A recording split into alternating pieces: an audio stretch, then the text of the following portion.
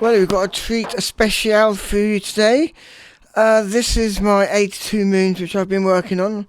You might have seen from the previous video. The next stage before I can go public with this was really to try and sort out a case.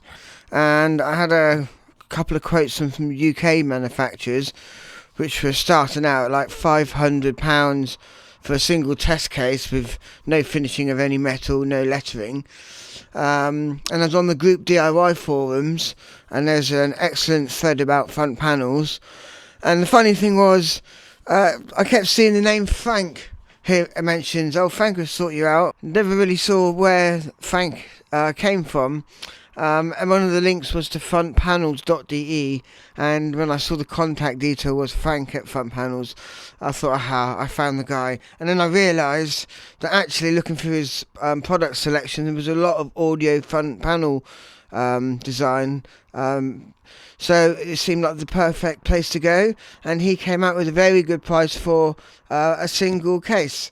So we're going to have a look at that and see if it all fits. I'm a bit worried if I've made any mistakes, and I'm worried about the clearances. The logo on my front panel I know is not going to be exactly how it should be. There's something I can work on for the next version, but I was more interested once I know that the whole PCB fits into the case correctly and everything, that then I don't even mind spending a few days and just literally playing on with the logo to make sure it looks good. Anyway, let's open the box and see what we have.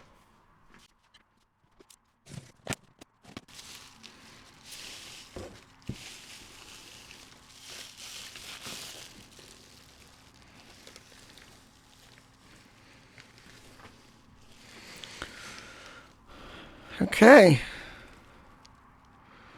Wow. Looks really nice. There's my logo. Don't know if that shows up on camera. Which looks like a sticker. Very interesting. But anyway, I don't mind that. Oh, I made a mistake with the off. Should have been white.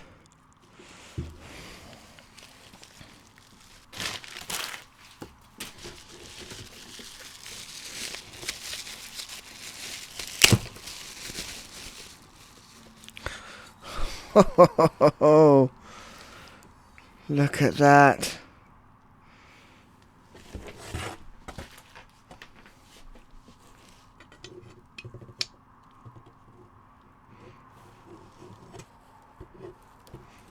Wow.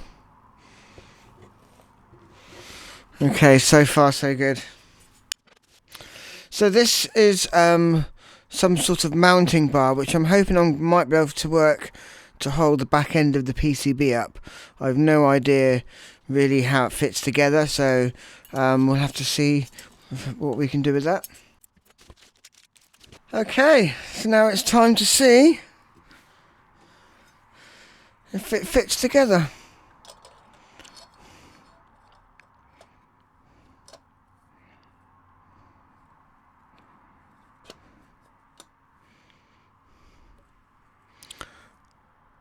Oh, the holes that... It looks like the holes aren't big enough for the pots. But actually, you know what? These are the obsolete pots, which I've changed. Hang on, I'll have to get another board with correct pots.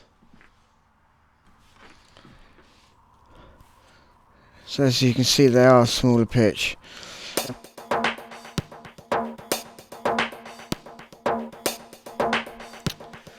Okay, well that was kind of lucky. The front panel is a bit thicker than what I was had on my original prototypes, and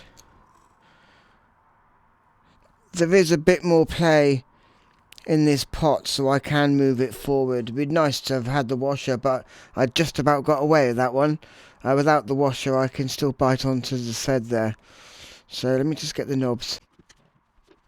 Well, the front panel works absolutely spot on. Even the screws there for the combo jacks absolutely line up.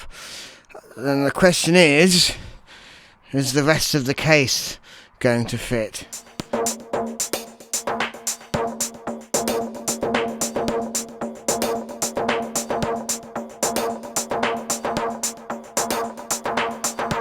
So I found my first interference fit. This screw comes up a bit too high, but I do have a shorter one.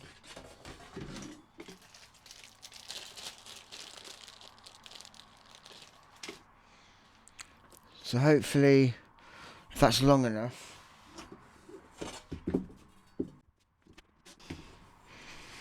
And I don't know if you can see how much shorter that is to there.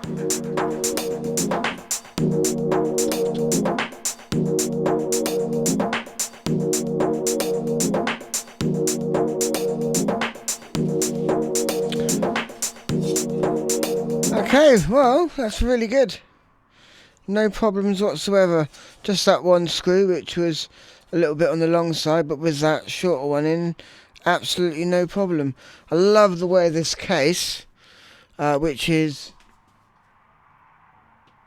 it's called an NRG case, is symmetrical, so it doesn't really make any difference which way around you put it together, which is really handy. And also, I think I can quite easily do all the wiring, and it's great that the top can come off, or if you need to, you could put the top back on, take the bottom off and do some soldering.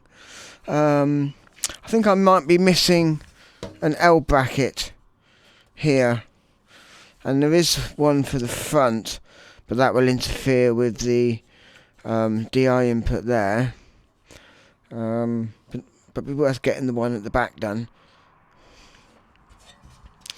So, okay, well, I can go ahead and wire it up. Oh yeah, and obviously, it's a bit of a gap, but this was just an off-the-shelf case. I don't know whether they do shorter ones. I mean, that would be ideal. We'll have to ask Frank and see what he says. Anyway, okay, so I've got everything in now. Everything fits perfectly. Looking totally amazing. I'm so impressed with Frank's work here. I need to do a little bit more work on the graphics, but now that's a massive weight off my mind, knowing that everything fits. And here you can see there's that bracket. Now I know how it works. I can remake the PCB just a little bit longer so that it can fit on this bracket.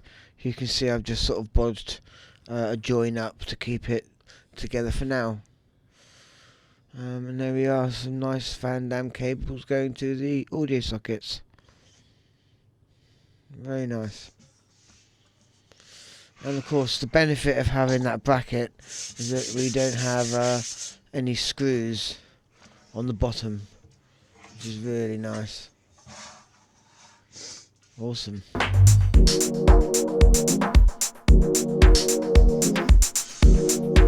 So there we go, I'm really happy with this. Even the back looks amazing. Very neat and tidy. I'm definitely going to have to get those L brackets. I'm sure I actually saw them on the website. And I might even see if I can countersink the screws for the XLRs there, make it look a bit neater. I've definitely got to get those L brackets. I'm sure I saw some on the website now. Now I know what they're for. Shame we can't use the one on the front. But yeah, very happy with this, and with a couple of minor changes, absolutely perfect. This is my original prototype I made. It's actually just a sticker on the front. It looks better on the camera than it does in real life. These switches are awesome. They're £30 each though, so I did a normal switch for the DIY version to make things cheaper for everyone. But yeah, great job Frank, nice one.